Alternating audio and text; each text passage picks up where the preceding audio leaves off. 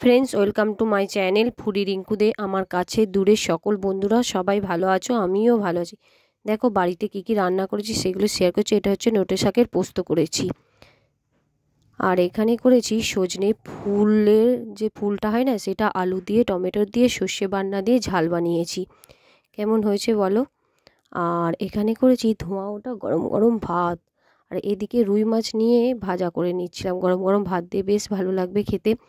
আর দেখো বন্ধুরা, আমি এক হাতে খুন্তি দিয়ে মাছগুলো উল্টো পাল্টা করছিলাম আর এক হাতে ক্যামেরা ধরেছি, সেজন্য খুব অসুবিধা হচ্ছিল মাছগুলো উল্টাতে। তাও উল্টিয়েছি, আর মাছগুলো বেশ ভাজা ভাজা হয়ে গেছে। এবার আমি আর একটুখানি মানে ভেজে নেব, নিয়ে তুলে নেব।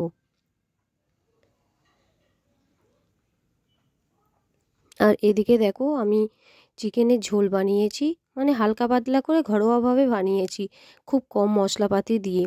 আর কি সুন্দর হয়েছে দেখো, খেতে কিন্তু সত্যি গরম গরম ভাত দিয়ে খেতে দারুণ লাগছিল। হালকা পাতলা ঝোল, সত্যি খুবই টেস্টি হয়েছিল ঝোলটা। আর এদিকে দেখো আমি বিকালবেলায় তৈরি করে নিয়েছি ভাজা পিঠে। এখানে অল্প একটু গড়া হয়ে গেছে পুর দিয়ে, মানে নারকেলের ছাই দিয়ে, ভেতরে যে পুরটা হয় না, নারকেলের ছাই দিয়েছি। আর এখানে দেখো অল্প ভাজাও হয়ে গেছে আমার, তুলে রেখেছি। কি সুন্দর লাল লাল হয়ে ভাজা ভাজা হয়ে গেছে দেখো। দাঁড়াও তোমাদেরকে কাছে থেকে দেখায়, কি সুন্দর দেখো লাল লাল হয়ে ভাজা হয়ে গেছে। আর খেতে সত্যি কিন্তু খুব সুন্দর হয়েছিল, নরম নরম খুব সুন্দর হয়েছিল। আর এদিকে আমি কয়েকটা ভাজাও চাপিয়ে দিয়েছি।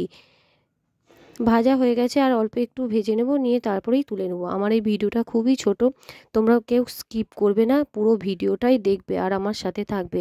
লাইক কমেন্ট শেয়ার করে আমাকে একটু সাপোর্ট করবে। ফিরে আসছি নতুন ভিডিও নিয়ে, ততক্ষণে সকল বন্ধুরা ভালো থেকো, সুস্থ থেকো। আজ টাটা।